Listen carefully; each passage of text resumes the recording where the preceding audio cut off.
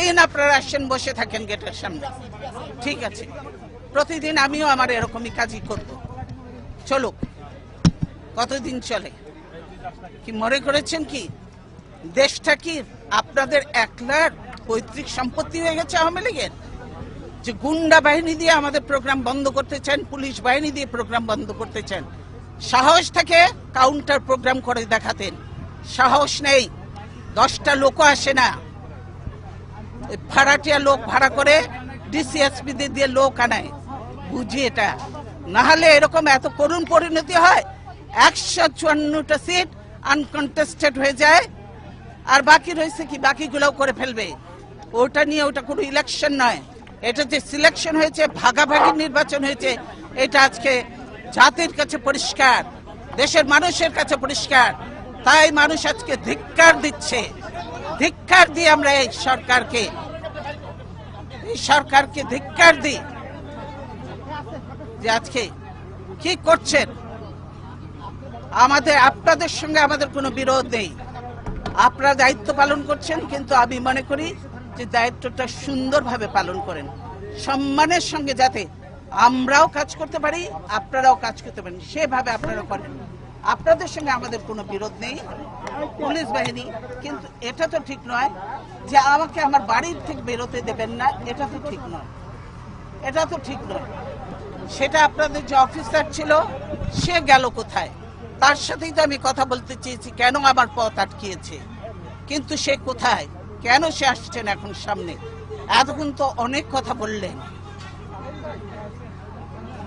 আপনি কি এখন মুখটা বন্ধ কেন? এই যে মহিলা, আপনার মুখটা এখন বন্ধ কেন বলেন তো? কি বলছিলেন এতক্ষণ ধরে? মুখটা বন্ধ কেন এখন?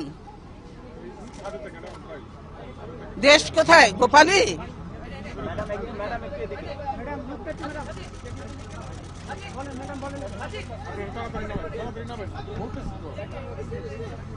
গোপালগঞ্জ জেলার নামই বদলে যাবে, বুঝছেন? গোপালগঞ্জ আর থাকবে না। আল্লাহর গজব পড়বে আপনারা যা শুরু করে দিয়েছেন। কতগুলো আলেমকে হত্যা করেছেন, এতিমকে হত্যা করেছেন, কতগুলো বিডিআর অফিসারকে হত্যা করেছেন। সেদিন কি কোথায় ছিল হাসিনা? সেদিন হাসিনা কোথায় ছিল?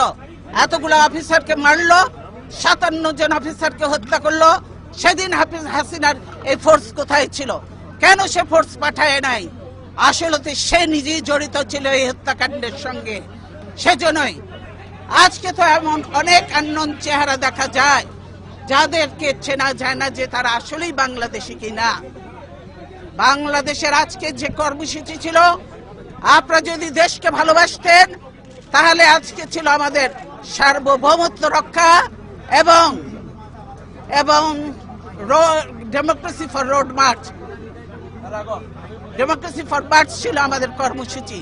তো গণতন্ত্র চাবেন না, দেশ রক্ষা করতেও চাবেন না, গোলামি করবেন, দালালি করবেন। এই গোলামি তো রাখবে না। লিন্দুব দর্জির ইতিহাসটা পড়ে দেখেন, সেও কিন্তু টেকে নাই বেশি দিন, তাকেও বিদায় নিয়েছে এত দালালি করে, দেশ বিক্রি করে। কাজে এই দেশ বিক্রি চলবে না হাসিনার, দেশ রক্ষা হবে ইনশাআল্লাহ। দালালি বন্ধ করতে বলেন, আর হাসিনার দালালি করে লাভ হবে না। বাংলাদেশের মানুষের সঙ্গে থাকেন, জনগণের সঙ্গে থাকেন, দেশের মানুষের সঙ্গে থাকেন, তবেই কাজে দেবে, দেশ বাঁচবে, মানুষ বাঁচবে। আজকে সকলের দায়িত্ব হয়ে গেছে দেশ বাঁচানো, মানুষ বাঁচানো। আর আপনারা ঘরে ঘরে ঢুকে এখন মানুষ হত্যা করছেন, মনে করেন যে এগুলোর হিসাব নেই। এই মা বোনের কান্না, এই আলেম এতিমের কান্না, এই বিডিআর এর অফিসারদের ওয়াইফদের কান্না, এগুলি কি বৃথা যাবে? এগুলি কোনোদিনও বৃথা যাবে না। আজকে যারা এই জুলুম নির্যাতন করছেন তাদেরকে এদের মতো একদিন চোখের পানি ফেলতে ফেলতে, বুঝতে বুঝতে তারা চোখ অন্ধ হয়ে যাবে, বুঝলেন? এখনো সময় আছে, ধাক্কাধাক্কি বন্ধ করেন, ধাক্কাধাক্কি বন্ধ করেন। আমরা কেউ ধাক্কাধাক্কি করতে আসিনি, আমরা কোনো ধাক্কাধাক্কি করতে আসিনি।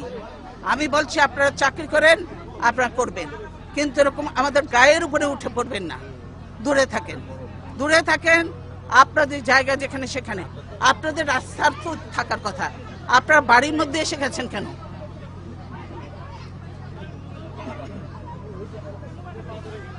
কি আপনাদের মেয়েরা তো ঝগড়া করে কেন? মেয়েরা চুপ করো। কয়দিনের চাকরি হয়েছে যে এত কথা বলো?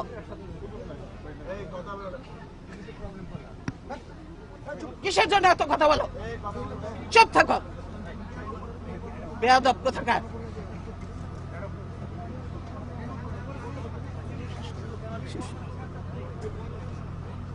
আপনার অফিসার কোথায় গেল?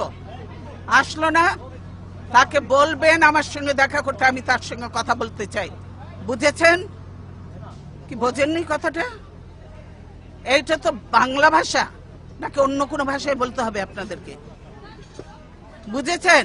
সেই অফিসার কোথায়, তাকে বলেন আমার সঙ্গে দেখা করবে।